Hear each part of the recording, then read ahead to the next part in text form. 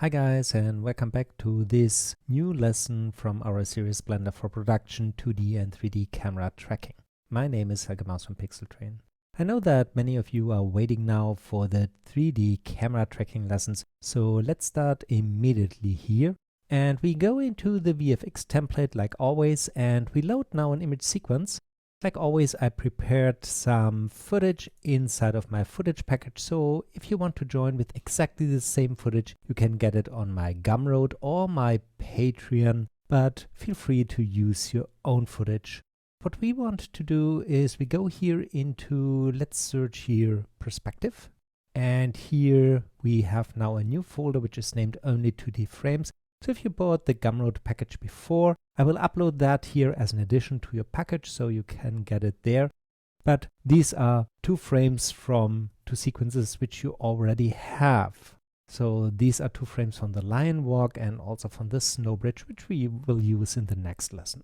Let's go here to lion walk and we load these 2 images as an image sequence. So they are numbered, so it's not a problem. Select the first image here, click open clip, and you will see that Blender is now loading that.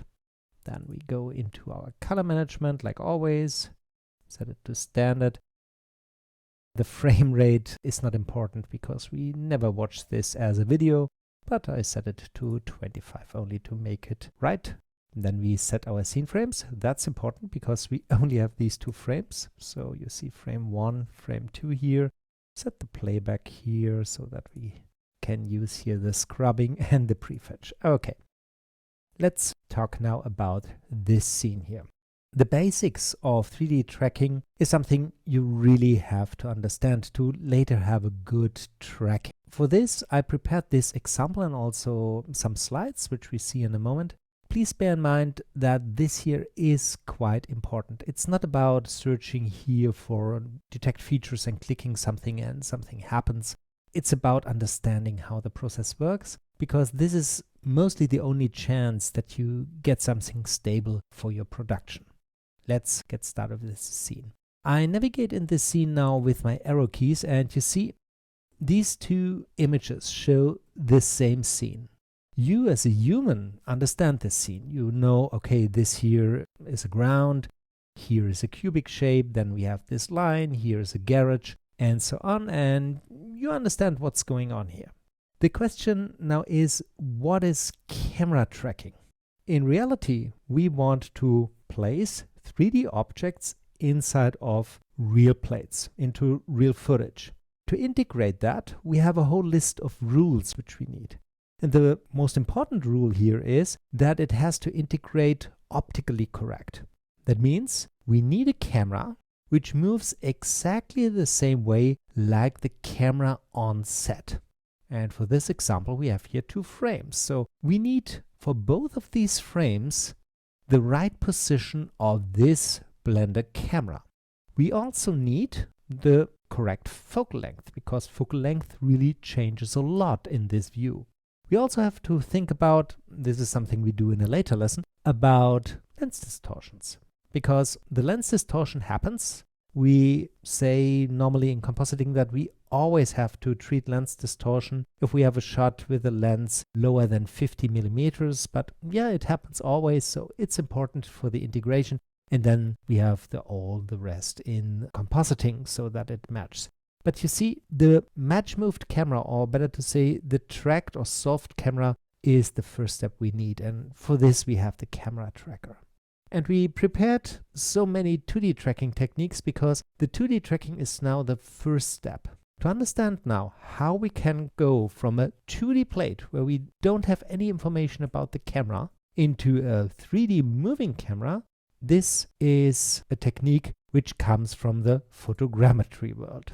So for this, I have made these little slides here to explain it a little bit more. Let's take a look here. We see here I have again 2 images of a house-like shape. And you as a human, again, understand what you are seeing here. You see, okay, this is a longer part of the house, this is a shorter part of the house, it looks like an L shape, and so on. So this is the set, the real information. But if we now go into the eyes of the computer, we have to abstract that now. So let's make the first layer of abstraction. We say, okay, we have lines here now on this shape here, because this is the only stuff we see here. And if I deactivate now the background and add here a fill, you see we have a shape, for example, which looks like that here. And now my question for you is, do you still understand that this here is a house? Maybe because you saw before that how the house looks. But if you now look to this shape here can be something which is going into perspective, into the back. But it also can be that it's on the same layer here and it's only distorted like that. So we don't have the information here how the depth works. The next abstraction is we only work with 2D trackers. You remember that was the job we've done. So I made some points here now on the house, and you see these are, for example, tracker points, which we give the computer to think about. And the computer doesn't know anything about these lines here. So let's deactivate them. So now this here's the world of the solver, which gets camera trackers or trackers from you. And now you see there is no chance to know if this point here is in the front or in the back in conjunction with this point here, or this point, or this point. You see, all these points are now on a plane for you. No information about depth at all. How can now a camera tracker understand the scene? How do we get depth data of that? And for this, there's a technique, which is a photogrammetry technique. I think you know what photogrammetry is. You can read about that on Wikipedia, where we reconstruct from photos, for example, 3D objects and so on. And a subpart of that is the stereo photogrammetry. For this, we use two projections or two sides of the same information, of the same points, and we can extract information out of that. And I tried to do that now here in this scene. So let's activate that here and let's go back here. And one thing we, for example, now can do is we take here our camera, which is in the scene, which has not the correct focal length yet. We can give it a back size information so you know how big the back is, but that's it. But what we do now here is we look onto these points here, the tracker points, not the house. We don't know the house, you remember. I only activated the house so that you understand it a little bit better. And we get these rays here, these yellow rays. Now, the problem is, like I said before, you can't tell now that this point here is, for example, in the front of this point. This is something you can't really understand here from that. So let's say the point we have here, this yellow point, can be everywhere on this ray, but we know that it has to be somewhere on this ray. And this point here, we also can tell if it's closer than this point or more far away than this, but we know that it has to be somewhere on this ray here, and so on. So we need a bunch of points. In Blender, we need a minimum of 8 points to get our first solve. It doesn't mean that we only need 8 points. We can have more than that, but 8 points are the minimum which you need. And like I've said, we have now these rays here. Now comes the interesting thing. The technique is named stereo photogrammetry. That means we need a second point cloud, which is showing exactly the same points again. So I have drawn them here. So these are exactly the same points. No point is lost here. You see, these are exactly the same points. One point is lost here, but you see here's the rest. And I hope these are still 8 points, but keep in mind we need a minimum of 8. And we do the same thing again. We have now a line projection also for that here. You see, now we have line projections for every point here. I only drawn 3 of them. And with 2 line projections to the same points, what we now can get, you remember the problem was that we can't tell how deep in the scene a point is. We can get these lines crossing now. We know this here, this projection from the first image, which looks like that, and we get the crossings here of the second one. And this here helps me now. We have now cross points here of these points, and now we can tell how deep these points are. And You see, if you understand this system, you understand, okay, there are some rules now involved in that to really make this work. First rule was that we said, okay, we need the same 8 points in both images. So they have to be reliable. Next thing is, they need to be static to each other. So it's important that this L shape here doesn't change in these two. So only static points are allowed. Next thing is, we need between these two images a good amount of parallax shift. If these rays are too close to each other, it's not really accurate. So you see, the more difference between these two images, the better we get these crossing lines here, and it's much easier to find that. So the rules which I normally teach my trainees for good tracks, bad tracks, is we need a good parallax shift in all 3 directions. So not only X and Y, but also Z. So it doesn't bring you much to a solve if you have a million trackers, but they are all on the same plane. This doesn't help the system. We need all 3 axes here represented in that. All points have to be static, the same, and they have to be static so that the shape doesn't change. And this is sometimes a little bit tricky. For example, what about reflections in the image? A reflection is always depending on the ray of sight. So if, for example, a car moves in front of a glass window, the reflection of the car is on the window, yes, but the reflection is moving. Or if you move the camera, a reflection also moves. So reflections are highlights, glittering of water, real mirrors and things like that. They are not static. Another thing which is really dangerous can be, for example, let's switch over here to Blender, foliage here or leaves or something like that, because maybe these points here are moving in the wind, and so this point is also not static. Another thing which is quite dangerous is, for example, the crossing of lines in different depth. For example, you have here this pole here, and we have this pole here. If you track this point here between these, yes, this is something you can track. But the problem is, these two are shifting against each other because they are not the same geometry. And so this is extremely dangerous. A point which is maybe good to track is not good for this projection thing. So it has to be a real feature. Crossings between objects which are in different depth is bad. Another thing which is quite dangerous is stuff which is really far away. You know from all the 2D trackings we have done here that if you track a point like this here, you can't really track it quite accurately because you always look through the pixel matrix, and so this point is shaking a lot. And so the information you get from this, think in manners of our crossing lines, is really bad. And so this is bad. So don't track stuff which is too far away because this is not reliable. And the last thing, which is later dangerous if you use automatic detection of features and so on, is patterns. But you also see it later here on this roof. You see there's a repeating pattern of these little things here.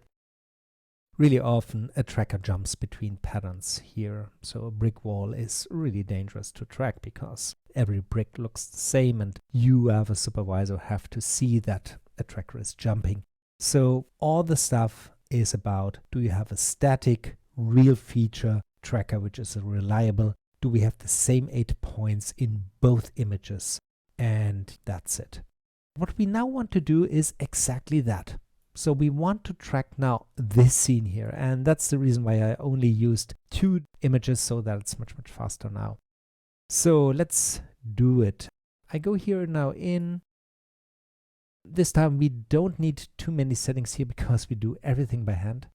So I click here, here, here, and here for the first 4 points here. And what we then do is we go to here, the next frame, and I now place them accordingly to that. Let's grab this guy and move it here, move it here, and move that guy here. Then we need some more. Let's say, let's go back. I need that point here and that point here. Let's go to the next frame. These points are now here. And now we have 6 points. So let's take this guy here in the front. Let's say we have this point and this point. Let's go to the other side. And now you see this here is a big shift. And another rule which you know is, for example, something which is more in the background moves slower than something which is in the foreground in many cases. And this is also something to do with this idea how to reconstruct that. You can see it here. These are the informations which the solver later uses to give us a result of that. So let's take these two.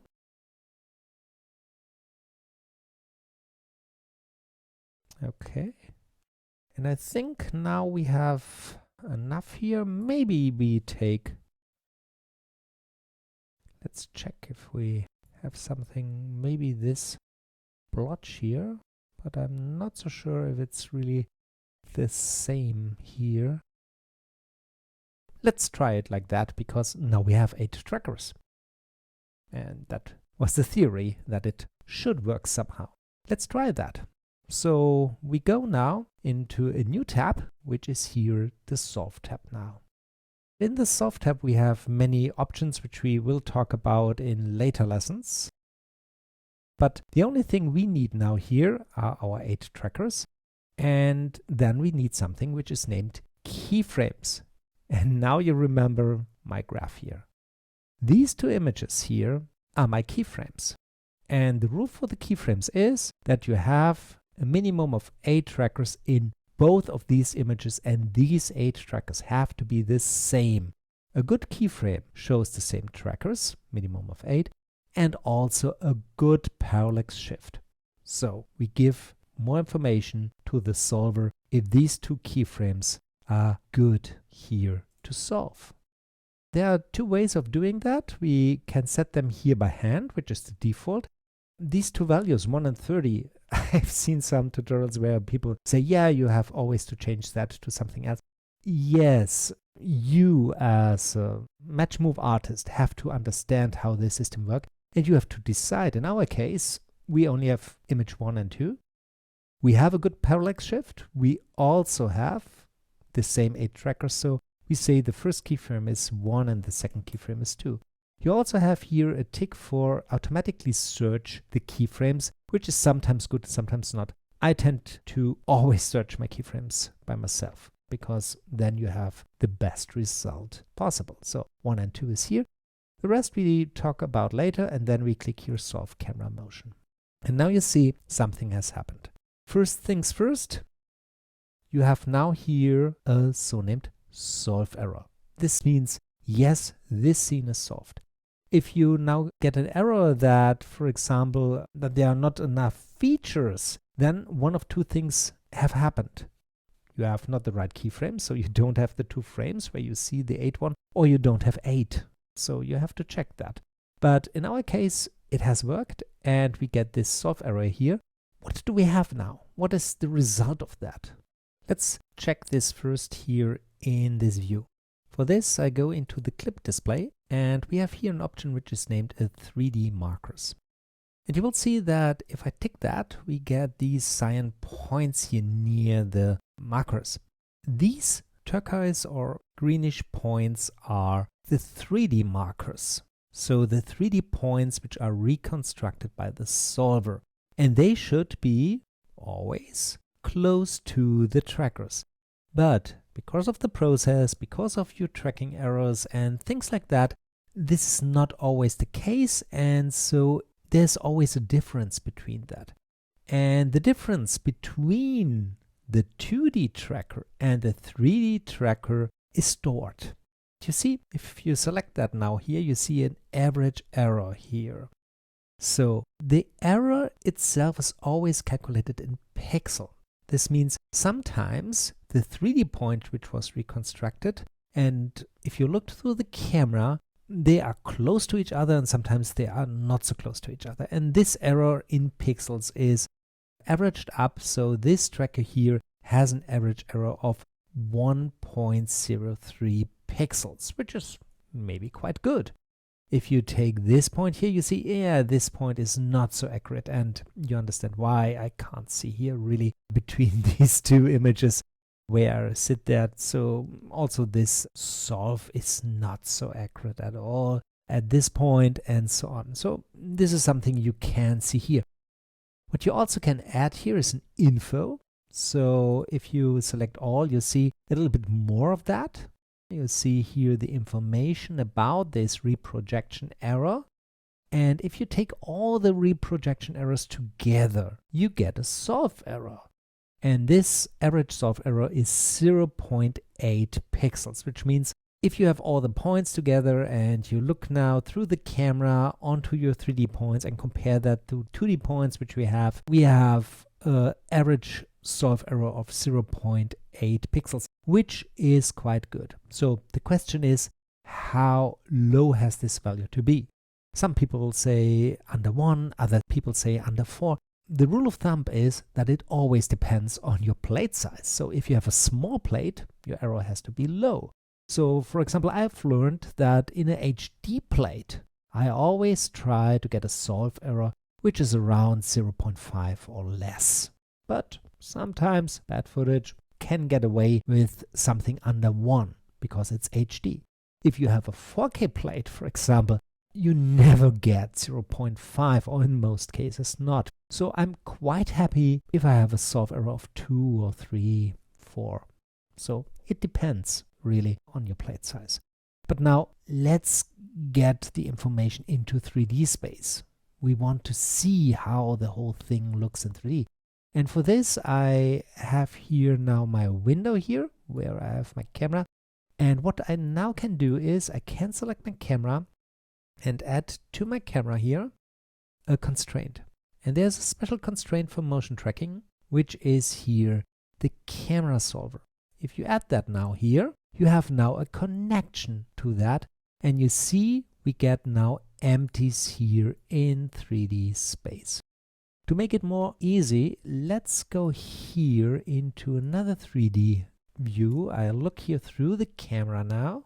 And what I now do is I go to the camera, activate the background image, add an image, go to the movie clip and add our line walk movie clip so that we can see what's going on here. So now we have a comparison of that, and you see now here these are 3D points. And what you also can do is if you are here in the viewport shading options, not in the viewport shading options, sorry, in the overlays, you can activate, if you want, the camera path and the marker names. Now you see we get a little bit more information, and I think you also seen that we can change how these points are looking. So some people coming from, for example, Synthesize or so, like this cone idea here, and yeah, you can change that. But I think plain axis is okay, and here you can change the size of them, so if they are distracting or not. This is something you also can do. Let's do the same thing here on this side. Let's go here and activate that here also. Okay. Let's talk now a little bit about what you see here in this thingy here. One discussion which I really often have with people learning this technique is that they are now looking to the points here. Let's get rid of the names again and say, yeah, maybe this is a solution, but I don't understand at all. Where's the floor? Here is no floor. What's going on? The thing is, there are some things which a solver can't solve. One thing is, a solver doesn't know what a floor is. Why? Because it doesn't see the footage. It only sees, like we have learned, the points. So what is a floor, what not? It only can calculate where these points are in conjunction to each other. But you have to define what a floor is. Next thing is, a solver also can't say how big something is. So if you, for example, take a photo of a car, which is, for example, then full frame, and a matchbox car, which is also then full frame, you can't tell what is the car and what is a matchbox car or miniature. So this is something you have to add as information to the system. It can't tell you that. There are tools for that. We talk about orientation and so in a moment, but this is something you have to keep in mind. So sometimes you now have to go in here and adjust the whole thing by yourself. And these points are now connected here to the camera because it's a constraint. And you can see here now what's going on. Let's deactivate the names quite fast because I have really few trackers, so we understand what's going on here. And what you now can do is we can, for example, take now this floor here as a reference. We say we want to have this floor here more accurate. So my 3D cursor sits here, which is great because, yeah, it's here at the moment exactly where this tracker is. So let's say this is my origin. And what I now can do, and that's the nice thing, is I can switch on Blender how, for example, the pivot of a movement is. And this is done here in this menu here.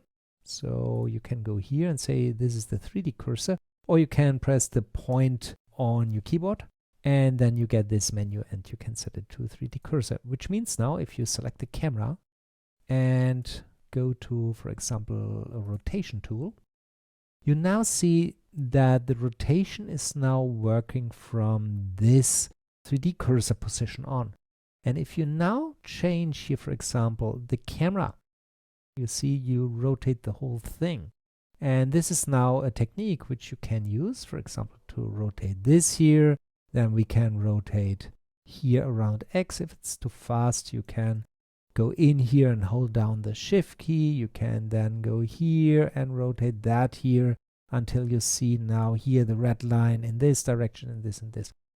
This is cumbersome. Sometimes it's useful, so you have to do it like that. But in many cases, we can get a little bit of help from Blender. So let's go out here. And the help comes here from the orientation. In the solver tab, we have orientation here. And we have some buttons. And these buttons are meant in the order which they are here. So the first thing is floor. One thing which maybe is interesting for you is if you select here an empty, you see that also the 2D tracker is selected. So these two are connected. So sometimes it's easier to select something here, sometimes here. And what I now do is I go here closer to the whole thing and we say that these points here are good for the floor. Keep in mind that this here is not really a cube. You see that the floor is a little bit curved here. So it's not 100% yet. But what we do here is we say we take 3 points, this point, and this point. Control L to lock them so that we don't, let's do that for all, change them by accident. So I take these 3 here now, and then you click to floor. And you see in the moment I do that, the scene here changes. And these 3 selected guys here are now perfectly on the floor. There's also one here now in the middle of the world. So if you take this point here, for example, and this point, which is now the last point, click on floor, you see this here is the last point. If you go now here, select this here last, click here, you see now the whole scene is moving to the last point you have selected of the 3. That's the idea here. So you set the floor and the origin. But the next thing we maybe now also have to do is that you want to set your origin by hand. You have set the floor, which is now great. See now here, yeah, that looks better, but what's missing now here is, for example, you want to have this point as the origin. You can select this point and click now set origin. And now the scene is moved here. This point is now the origin of the whole thing. So that's the second click you can do. And then we have also 2 axis settings. And this can be interesting. Important note, if you come from other tracking solutions, you only select one point because the axes are always set from the origin which you defined. And the origin at the moment is this point here. And now you see, for example, I want to have at the moment here this point on the x-axis.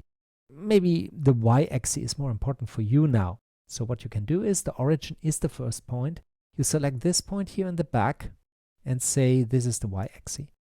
And now you see the scene is oriented so that this here is really sitting on y. So that's the way this here works. Floor, I think it's clear. You have the floor plane. Wall means that you have then the z and the x here as the reference. That's the difference between these two.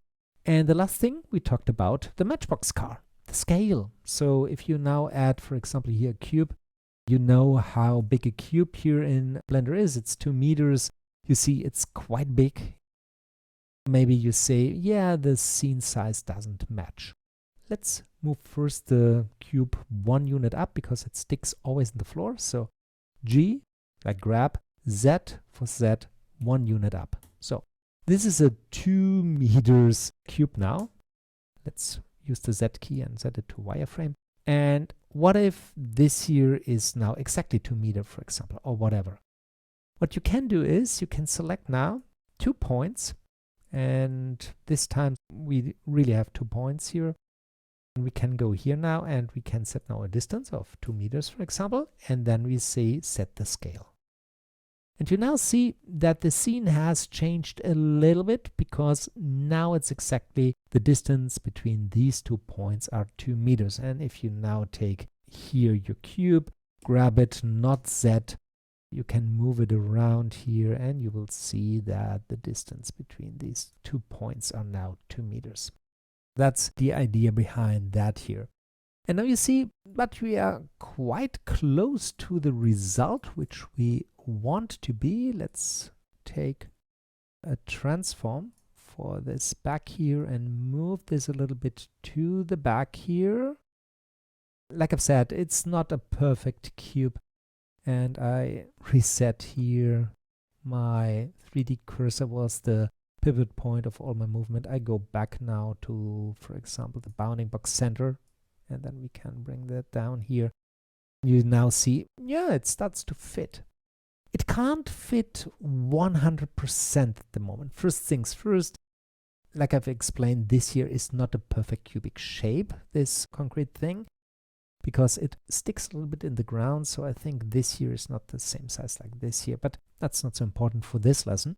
But another thing is now really important here to make a good integration, because if you look through a camera into a scene and you change the focal length of a camera, you will see that the appearance of this scene changes a lot. And which focal length has Blender now? Let's go back to the camera here, into the camera settings. And you see, first things first, here our camera has a back size. So the back of the camera is 35 millimeters, which is not good. Why? 35 millimeters, if you say you have a full frame camera, you normally say it's a 35 millimeter. But in reality, the physical size of that, which is important, is not 35, it's 36 millimeters. And the Blender guys know that. So if you go here to the presets and go here to full frame, you will see that this here changes now to sensor fit horizontal 36 millimeters. I go back here because I want to show you now something. It stays here. So let's go back to auto and say 35 to reset that. I want to show you now something here. We have still the focal length of our original Blender camera. So we had a back size of 35 and we have a focal length of 24 millimeters. Like I've said, if you film something with a different focal length, you will see that the scene changes. If you have a wider lens, you get more depth and it's also wider. If you go into a zoom, so higher than 50, you will see that the room narrows down and the depth is also narrowed. And this is a law of optics. These points here, or better to say the features of this concrete block, do the same. So we don't have the information yet.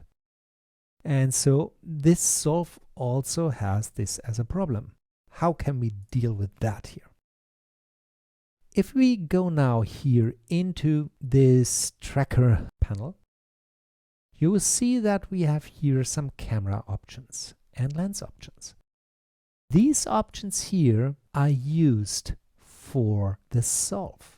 So what we can do now here is we can tell the system to get a better solve error, because this here helps. Tell the system exactly what camera I have used or something which you know about the camera. Let's try that. If you go here now and say, let's say my focal length here was not 24, it was 35. You now see that this here is not fitting anymore. You see now the points are off here. But we can now go here and solve the camera again. Blender does the job, it tries to do that correctly. So you have to know exactly what the camera is. But the problem in many cases is you don't have the data. So what can you do? One thing you have to understand in the Blender system, which is quite cool, the focal length always works together with the sensor size. So if you have a sensor size which is, for example, not full but smaller than that, you get different focal length, and we normally tell the equivalent of a focal length. If you have, for example, an iPhone and you have a really small sensor, the focal length is a really strange number, but we normally tell then the system, yeah, but this focal length, which is really strange, is in a 35mm world this focal length. To see that here, Blender has connected these two. So if we have, for example, 35mm here and 50mm, and we now change the sensor size, you will see that Blender is connecting these two. So we get the same optical result here. That's quite cool. So if you don't have the exact sensor size, it's not so the problem, because these two are connected. But what we now do is we say on set, for example, I was there with a full frame camera and I want to have exactly now the focal length of this full frame camera, or I know it. So you need to insert that first. So we know this is 36mm, but we can use here the preset. It's the same like here. So let's do it here. Normally they should be connected. I hope they are. Okay. 36mm. I say this is a 50. And you see it in the solve arrow. If you click now here, you see, yeah, this is now the result. It's 0.34. And now we can try to make it better. So if you have the EXIF data and so on, you can change it. Or what you can do is you go in here and say, let Blender try to do it. This is something which we do later a lot. So we can say refine the focal length here. And first we solve, in the next step we refine the focal length, and then we go into the distortion. But do it now and try it. We have 0.34, we have a focal length of 50. The sensor size is the sensor size we want to use. We click now here, and now you see, if you have this here, and I start here, I can get a better result of the whole thing if we use 54mm as the result. And now you see, that's a cool system. So if you don't know everything about your camera, but you know the sensor size which you want to have as a result, make the sensor size here and here. Normally they should be connected. And then give it a focal length which you think is the best focal length, which fits here best. And then we can, in the next step, refine it with the focal length here. That's it for today. I hope you understand now a little bit about that.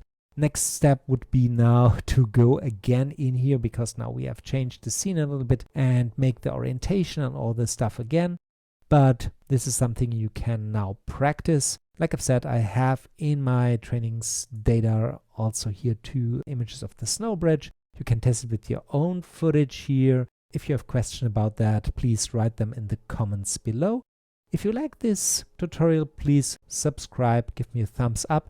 And if you want to support me making more of these tutorials, please consider being a Patreon for a really small fee. Or you can also buy, as a thank you, the Gumroad package with the footage. But be aware that all the footage is also in my Patreon, so you don't buy it 2 times. So thanks a lot. See you next time, your Helge Maus.